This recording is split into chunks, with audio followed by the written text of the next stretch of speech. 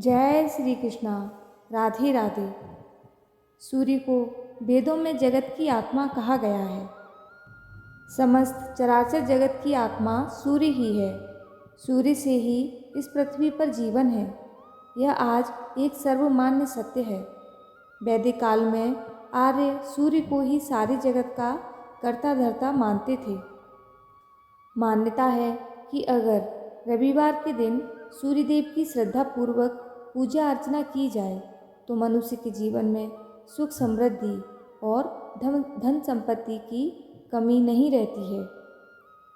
साथ ही शत्रुओं से सुरक्षा भी होती है। सूर्यदेव का व्रत करने के साथ साथ अगर आप इनकी व्रत कथा सुनते हैं तो आपकी मनोकामनाएं पूर्ण हो जाती हैं। तो चलिए सुनते हैं सूर्यदेव की यह पावन कथाएं। एक समय की बात है, चंद्रमा ने बृहस्पति जी की पत्नी तारा का हरण किया तो सूर्य ने कहा, ऐसा कार्य तुम्हें नहीं करना चाहिए। चंद्रमा ने सूर्य के सामने क्रोध से देखा तो सूर्य ने भी चंद्रमा के सामने क्रोध दृष्टि से देखा। दोनों की दृष्टि आमने सामने हुई। इस टकराव से एक भयानक पुरुष उत्पन्न हुआ। उसकी 8 आँखें, 18 हाथ, उसका मुंह खुला हुआ था जैसे कि संसार को निगल ले। वह भयानक स्वर से बोला, मैं समस्त जगत को निगल जाऊंगा, इसीलिए मैं उत्पन्न हुआ हूँ। सूर्य चंद्र ने कहा, तुम हमारा कहना मानो। तुम हमारे दोनों की कोप दृष्टि से उत्पन्न हुए हो, अतः तुम्हारा नाम व्यतिपात होगा। तुम लोगों के राजा होंगे, लेकिन तुम्हारा योग 27 दिन होने से होता है। तुम्हारे दिन में स्नान, दान, हवन, व्रत जो करेगा वह आश्रय फलदायी होगा। जो तेरा पूजन करेगा वह धनवान, पुरुषवान, आयुष्मान रहेगा। स्त्री का सुहाग अमर रहेगा। व्यतिपात बोला, मुझे भूख और क्रोध दोनों सताते हैं। सूर्य चंद्र ने कहा, लोग तुझे दान धर्म देंगे, वह तुम्हारा भोजन है, और जो धर्म दान नहीं करेगा उस पर क्रोध करना और दान धर्म देगा उस पर प्रसन्न होना। व्यतिपात यह सुनकर सूर्य चंद्र को नमस्कार करके चला गया। 1 वर्ष में 13 व्यतिपात आते हैं। उस दिन उपवास रखना और फल आदि 13 गिनकर देना, साथ में दक्षिणा देना। एक समय राजा युधिष्ठिर ने मार्कंडेय मुनि को पूछा कि एमदंड से छूटने का उपाय बताओ। मुनि बोले कि व्यतिपात का व्रत करने से सब पाप छूट जाते हैं। यह व्रत किसने किया था? मार्कंडेय मुनि बोले, पूर्व काल में एक राजा ने व्रत किया था। राजा ने उस व्रत का फल भुंड को दिया। भुंड पूर्व जन्म में एक कंजूस वैश्य था। उसका मन पैसे में था, कभी धर्म दान पुण्य नहीं किया। एक दिन वह अपनी दुकान पर बैठा था। उस दिन व्यतिपात पर्व था। एक गरीब ब्राह्मण दाल लेने आया। उसने कहा, सेठ, थोड़ा मुझे रसोई का सामान दो, मैं भूखा हूँ। उसने उसको निकाल दिया, पर वह फिर आया। आज पर्व का दिन है, थोड़ा कुछ दे दोगे, चौगुना होगा, भगवान तेरा भला करेगा। थोड़ा आटा दे दो। सेठ ने उसे धक्का मारकर निकाला तो ब्राह्मण क्रोध करके उसको श्राप दिया, तू भुंड होगा, जलता भूखा मरता फिरेगा। जब कोई व्यतिपात का पुण्य देगा तब तुझे शांति मिलेगी। और वह चला गया। वैश्य की बुद्धि ठिकाने आई। वह दौड़कर ब्राह्मण के पास गया। वह माफ़ी मांगी, पूछा, मेरा उद्धार कब होगा? ब्राह्मण ने कहा, जब कोई पुण्य आत्मा व्यतिपात का पुण्य देगा तब तुम श्राप से मुक्त होंगे। थोड़े दिन के बाद वैश्य मर गया। उसे भुंड की देह मिली। वह भयंकर जंगल में विचरने लगा। एक बार आग लगने से भुंड का मुंह, पेट आदि थोड़ा थोड़ा जल गया। उससे वह दुखी रहने लगा। राजा हर्ष जंगल में आया और उसने भुंड को पीड़ित देखा। राजा ने पूछा, तुम्हें इतना कष्ट क्यों हो रहा है? तुमने पूर्व जन्म में पाप किया होगा। भुंड ने कहा, मैं पहले वैश्य था। व्यतिपात के दिन एक ब्राह्मण भिक्षा लेने हेतु आया, परंतु मैंने उसे धक्का देकर निकाल दिया था। इस कारण उसने मुझे श्राप दिया कि तुम भुंड हो जाओ, वन में मुख से पीड़ित होकर फिरते रहोगे। यदि आपने व्यतिपात का व्रत किया है तो उसका फल मुझे दे दो, तो मेरा उद्धार हो जाएगा। दयालु राजा ने हाथ में जल लेकर व्रत का संकल्प करके भुंड पर छिड़का, तो वह भुंड तुरंत पूर्व जन्म का वैश्य बनकर दिव्य रूप धारण करके स्वर्ग में चला गया। मनुष्य, देवता या फिर दैत्य, जो भी भगवान शिव की शरण में पहुंचता है, वह बिना किसी भेदभाव के सभी पर कृपा करते हैं। एक बार दैत्य माली और सुमाली भी उनकी शरण में अपनी पुकार लेकर पहुँचे। वह गंभीर शारीरिक पीड़ा से त्रस्त थे। सूर्यदेव की अवहेलना से उन्हें इस व्याधि से भी मुक्ति नहीं मिल रही थी। अपनी करुण पुकार लेकर वह भगवान शिव की शरण में पहुँचे। ब्रह्मा वैवर्त पुराण के अनुसार भगवान शिव अपनी शरण में आए दैत्य माली सुमाली की दारुण व्यथा सुनकर अत्यंत क्रोधित हुए। उन्होंने कश्यप नंदन सूर्य पर अपने त्रिशूल से प्रहार कर दिया। उस समय संपूर्ण लोकों को प्रकाशित करने वाले सूर्यदेव अपने 7 घोड़ों के रथ पर विराजमान थे। वह भोलेनाथ का प्रहार सहन नहीं कर पाए और रथ के नीचे गिरकर अचेत हो गए। उनके गिरते ही संपूर्ण सृष्टि अंधकार में डूब गई। संपूर्ण जगत में अंधियारा होने पर सूर्यदेव के पिता कश्यप ऋषि को अपने पुत्र की चिंता हुई। जैसे ही वह भगवान सूर्य के पास पहुँचे तो उन्हें पता चला कि उनके पुत्र पर भगवान शिव ने प्रहार किया है। वह क्रोध से आग बबूला हो गए और अपना संयम खो बैठे। आवेश में आकर उन्होंने शिव जी को शाप दे डाला। उन्होंने कहा कि जिस तरह से आज वह अपने पुत्र की हालत पर रो रहे हैं, एक दिन उन्हें भी ऐसे ही दुखी होना पड़ेगा। वह भी पुत्र कष्ट से रोएंगे। कुछ ही क्षणों में जब भगवान शिव का क्रोध शांत हुआ तो उन्होंने देखा कि संपूर्ण सृष्टि में अंधकार होने से हाहाकार मचा है। उन्होंने सूर्यदेव को जीवन दान दिया। तभी शिवजी को ऋषि कश्यप के शाप के बारे में पता चला। उन्होंने सभी का त्याग करने का निश्चय किया। यह सुनकर ब्रह्मा जी भगवान सूर्य के पास पहुँचे। उन्हें उनके कार्य का दायित्व सौंपा। इसके बाद शिवजी, ब्रह्मा और ऋषि कश्यप सभी ने सूर्य को आशीर्वाद दिया और अपने अपने स्थान पर वापस चले गए। सूर्य जैसे ही अपनी राशि पर आरूढ़ हुए, माली सुमाली पुनः शारीरिक कष्ट से जूझने लगे। तब ब्रह्मा जी ने स्वयं ही दोनों दैत्यों को सूर्य की उपासना का महत्व समझाया और कहा कि पूरी निष्ठा से उनकी उपासना करें। उनकी कृपा से ही वह पूर्ण रूप से निरोगी होंगे। तब माली सुमाली ने ब्रह्मा जी के कहे अनुसार सूर्यदेव की पूजा आराधना की। उनकी पूजा से प्रसन्न होकर सूर्य देवता ने उनकी समस्त शारीरिक व्याधियों का अंत कर दिया। बोलो सूर्य भगवान की जय।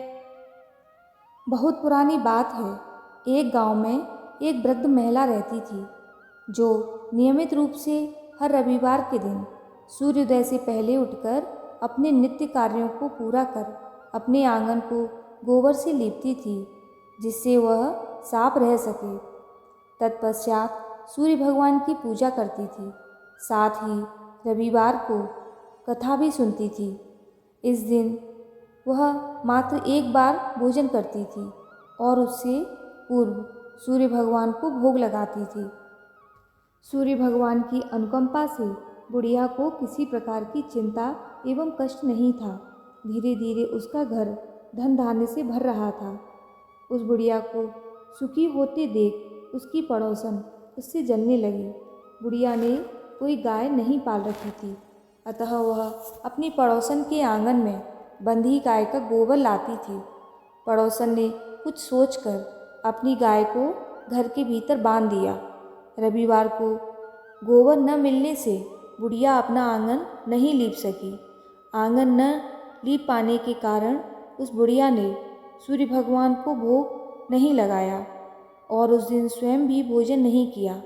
सूर्यास्त होने पर बुढ़िया भूखी प्यासी सो गई। प्रातःकाल सूर्योदय से पूर्व उस बुढ़िया की आँख खुली तो वह अपने घर के आंगन में सुंदर गाय और बछड़े को देखकर हैरान हो गई। गाय को आंगन में बांधकर उसने जल्दी से उसे चारा लाकर खिलाया। पड़ोसन ने उस बुढ़िया के आंगन में बंधी सुंदर गाय और बछड़े को देखा तो वह उससे और अधिक जलने लगी। तभी गाय ने सोने का गोबर किया। गोबर को देखते ही पड़ोसन की आंखें फट गईं। पड़ोसन ने उस बुढ़िया को आसपास न पाकर तुरंत गोबर को उठाया और अपने घर ले गई तथा अपनी गाय का गोबर वहाँ रख आई। सोने के गोबर से पड़ोसन कुछ ही दिनों में धनवान हो गई। गाय प्रतिदिन सूर्योदय से पूर्व सोने का गोबर किया करती थी और बुढ़िया के उठने के पहले पड़ोसन उस गोबर को उठाकर ले जाती थी। बहुत दिनों तक बुढ़िया को सोने के गोबर के बारे में कुछ भी पता नहीं चला। बुढ़िया पहले की तरह हर रविवार को भगवान सूर्यदेव का व्रत करती रही और कथा सुनती रही। लेकिन सूर्य भगवान को जब पड़ोसन की चालाकी का पता चला तो उन्होंने तेज आंधी चलाई। आंधी का प्रकोप देखकर बुढ़िया ने गाय को घर के भीतर बांध दिया। सुबह उठकर बुढ़िया ने सोने का गोबर देखा। उसे बहुत आश्चर्य हुआ। उस दिन के बाद बुढ़िया गाय को घर के भीतर बांधने लगी। सोने के गोबर से बुढ़िया कुछ ही दिन में बहुत धनी हो गई। उस बुढ़िया के धनी होने से पड़ोसन बुरी तरह जल भुनकर राख हो गई और उसने अपने पति को समझा बुझाकर उसे नगर के राजा के पास भेज दिया। सुंदर गाय को देखकर राजा बहुत खुश हुआ। सुबह जब राजा ने सोने का गोबर देखा तो उसके आश्चर्य का ठिकाना न रहा। उधर सूर्य भगवान को भूखी प्यासी बुढ़िया को इस तरह प्रार्थना करते देख उस पर बहुत करुणा आई। उसी रात सूर्य भगवान ने राजा को स्वप्न में कहा, राजन, बुढ़िया की गाय व बछड़ा तुरंत लौटा दो, नहीं तो तुम पर विपत्तियों का पहाड़ टूट पड़ेगा, तुम्हारा महल नष्ट हो जाएगा। सूर्य भगवान के स्वप्न से बुरी तरह भयभीत राजा ने प्रातः उठते ही गाय और बछड़ा बुढ़िया को लौटा दिया। राजा ने बहुत सा धन देकर बुढ़िया से अपनी गलती के लिए क्षमा मांगी। राजा ने पड़ोसन और उसके पति को उनकी इस दुष्टता के लिए दंड दिया। फिर राजा ने पूरे राज्य में घोषणा कराई कि सभी स्त्री पुरुष रविवार का व्रत किया करें। रविवार का व्रत करने से सभी लोगों के घर धन धान्य से भर गए।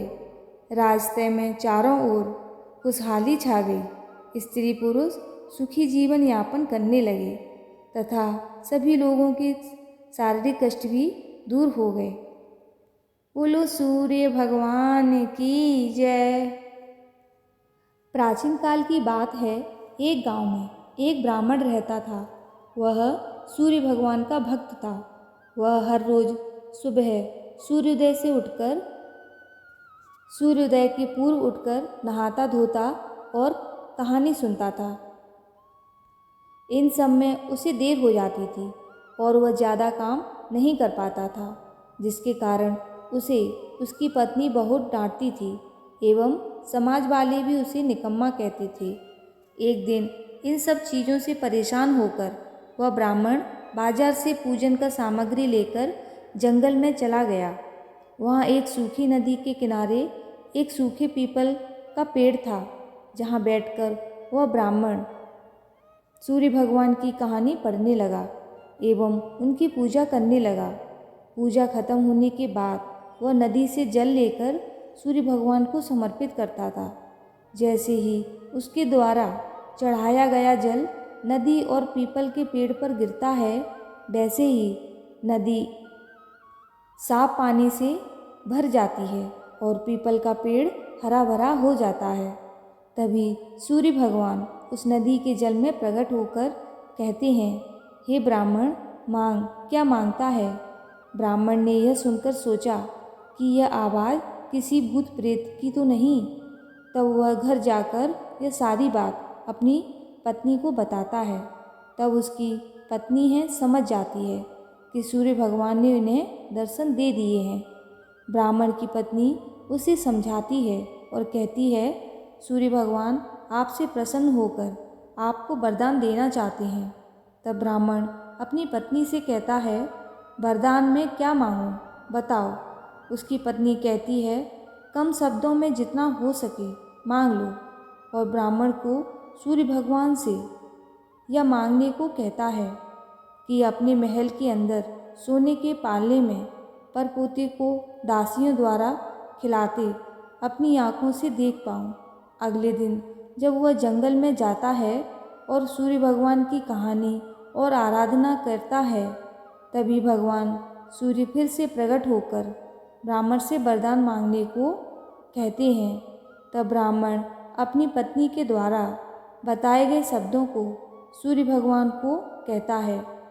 तब सूर्य भगवान यह सुनकर कहा, दिखने में तो तू बहुत भोला भाला लगता है, पर एक ही बार में सब मांग लिया।